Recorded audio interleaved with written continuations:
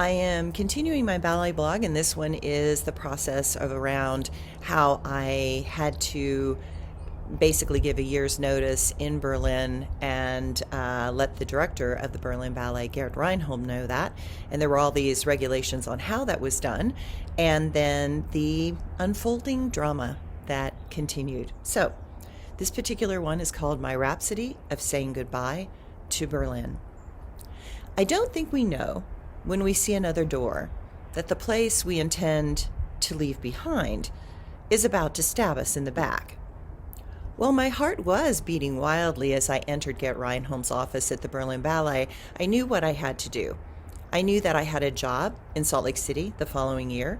I felt accomplished and secure with that fact, and that allowed me to calmly walk in, and from a place of deep gratitude and excitement of what lay ahead, I expected to kindly have a conversation about the amazing opportunities he had given me and the incredible lessons that I had learned, as I told him of my opportunity to go back to the U.S. and work. It never dawned on me that in that moment there would be a problem. I had sent my letter to the intendant of the theater and to his office that morning. I knew that he knew.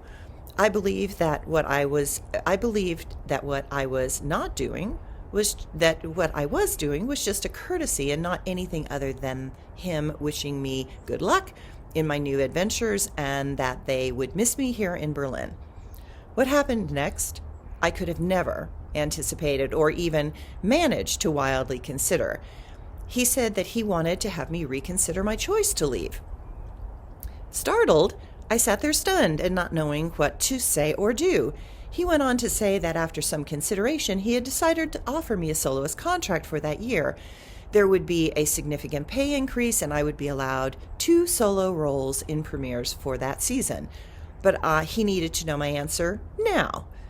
This was not what I had expected. While I had been doing some soloist work, and obviously Nureyev had spoken up for me circumspectly, I knew I was not remotely at the caliber of most of the dancers at the top of the pyramid in Berlin. I had not anticipated this particular move from the director, and I literally did not know what to say. I was blindsided, my head was spinning, and I tried to rationalize my feelings with the options offered. I truly did not know what to do. I needed an outside objective opinion. I needed a bit of time. So I asked if I could have 24 hours to think about it before I decided, and then tell him the following day. He smiled like a Cheshire cat, and I noticed the satisfied smirk, but I did not know what that particular look meant. As I stood up to leave, thanking him profusely, he came around from his deck and seemed to be amused. Then he patted my back in a supportive gesture, but it felt like he saw me as a confused child that needed to be soothed. The pat on the back seemed to signify that now everything was going to be just fine and to not worry. But something felt strange. I was not sure, looking at his face, if he was being a supportive ally or a devious foe. I should have been listening to my instincts that were screaming inside of me. But my mind was swirling with new thoughts and possibilities. Excitement and terror were neck and neck in a race to some invisible finish line. There are moments when the head and heart are not in agreement. This moment was going to be one of my biggest teachers, because the juxtapositions of these two sides seemed to tear at the fabric of my old self. Such a feeling, I now know to be a warning, was an indicator that something dangerous this way comes. I went to the studio too stunned to be able to easily engage in conversation. I did not know how to make such a huge decision. In truth, Berlin did not feel like home to me. I wanted to go home to the U.S., but this had been my home for 3 years, and my language skills had increased immensely. Perhaps I could find a way to learn to have more fun in Berlin and make this more permanent. I decided to talk to both Eva Evdokimova and Galina Panov. I knew that they would in no way feel threatened by me getting such an offer. They were 10 times a better dancer than I was. I could never have such a crazy ego that I could even fathom being in their shoes professionally. They were phenomenal dancers, and while I was good, I knew I was not great. But I love dance with all my heart and soul, and such an opportunity is rare. I started with Ava. She was easy to approach, and while I did not socialize with her, she was forever kind and caring. I asked if I could speak to her after the rehearsal, and she politely, with a quizzical look, agreed. I went to her dressing room, and she said that we should go for coffee, away from the theater. Intuitively, she knew that certain things were probably better not to do within the eyes and ears of a state theater. We sat for coffee, and I explained my situation. She listened without interrupting, but her face began to scowl.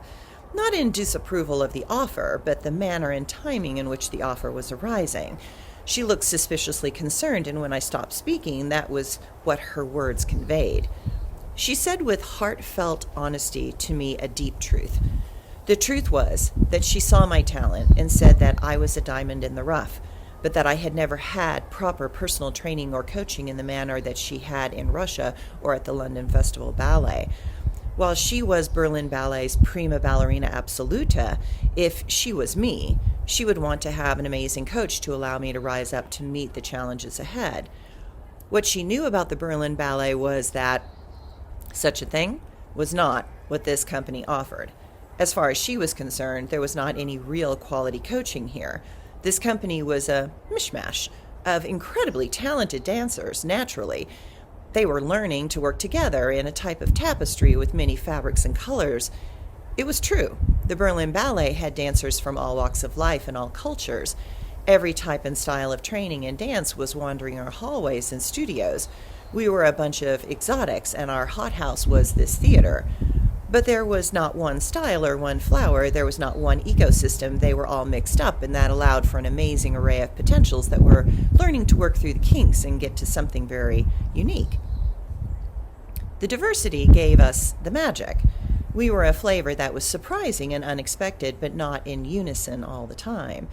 She said that Ballet West was one of the most gifted. Ballet West had one of the most gifted coaches in the world, Tony Lander, and if I was to get coaching from Tony, that I had the chance to go much further than my talent alone could provide.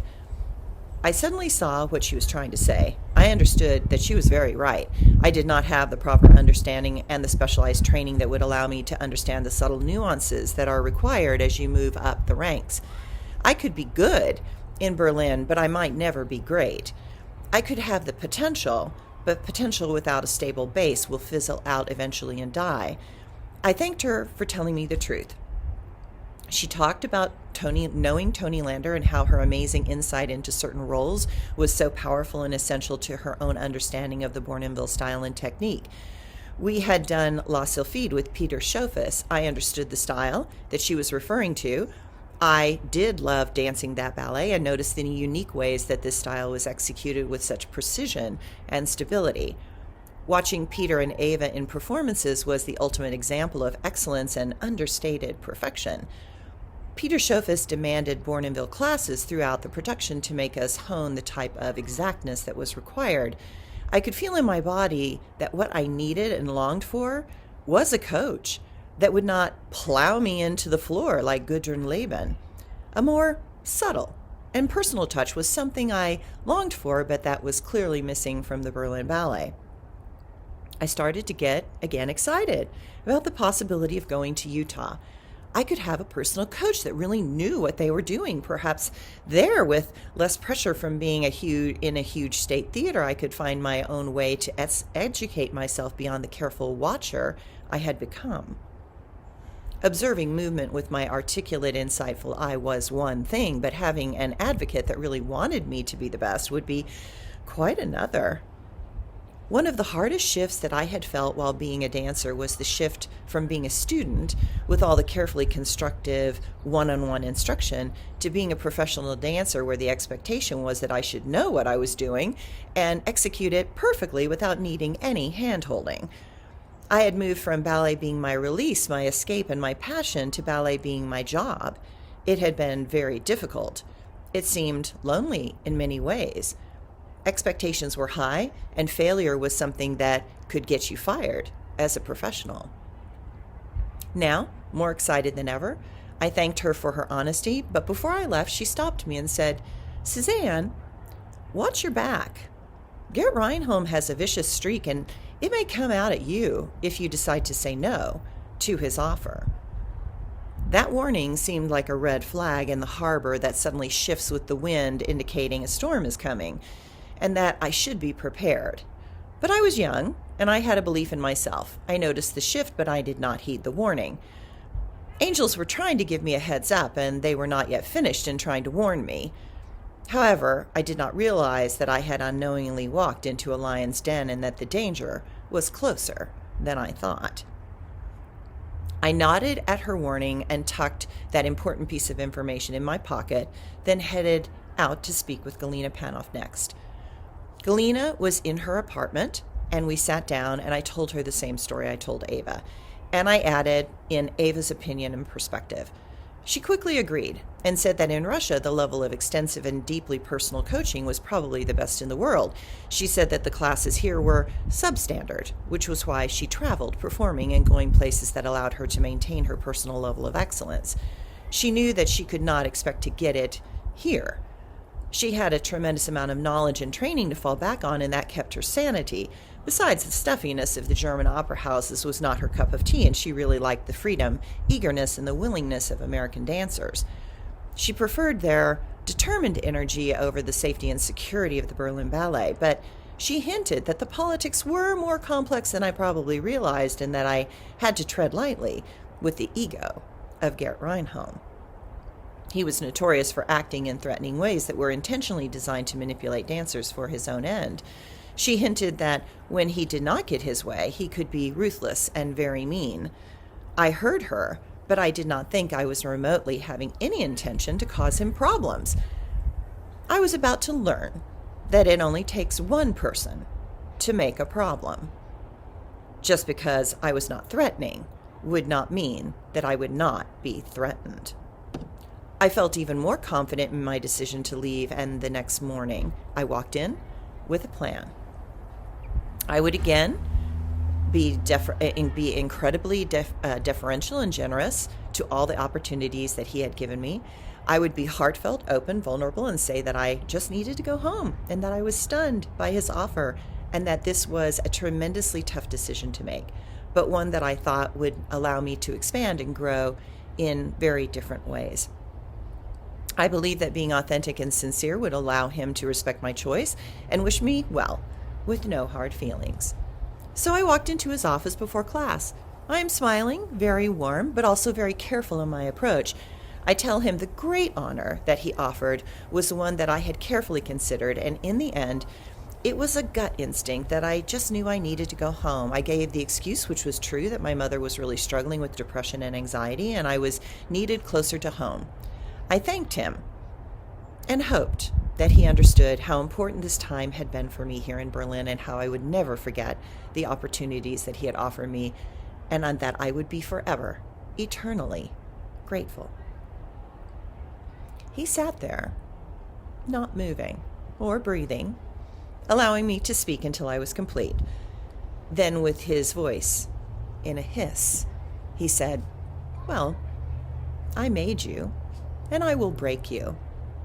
I will blacklist you for all of Europe, and I will try to get you blacklisted for America. And now, young lady, you have to stay 2 years, because the moment you entered into the negotiation with me, you voided your exit papers that needed to be finalized a year in advance.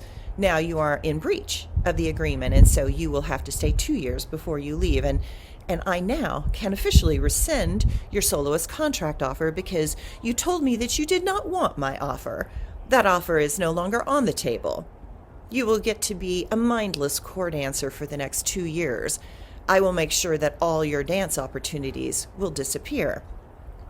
You see, I made you who you are, and now you will discover that I can break you just as easily." As his mouth curved into the face of that Cheshire cat, I realized how foolish I had been. My idealism had worked against me, and how I had made a terrible miscalculation on every level. This man, who I thought highly of, had turned into an enemy, the likes of which I had never encountered. I heard a voice in my head remind me that just because I think others are nice does not mean that they are. The voice in my head said, "The truth is, you don't really know most people, Suzanne." In that moment, I did not know Gert Reinhold. I saw a side of him that I had never seen or never wanted to see that day.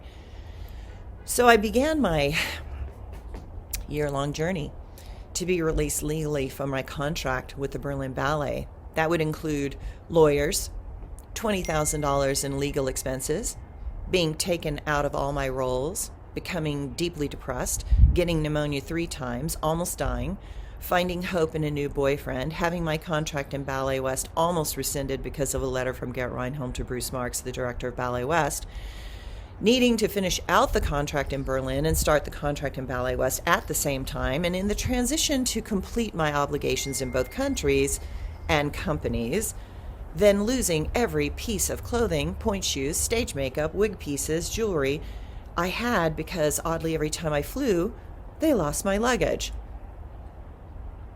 I was going to be stripped down to nothing. The change to Ballet West would cost me everything. My savings, my sanity, my health, and my love life.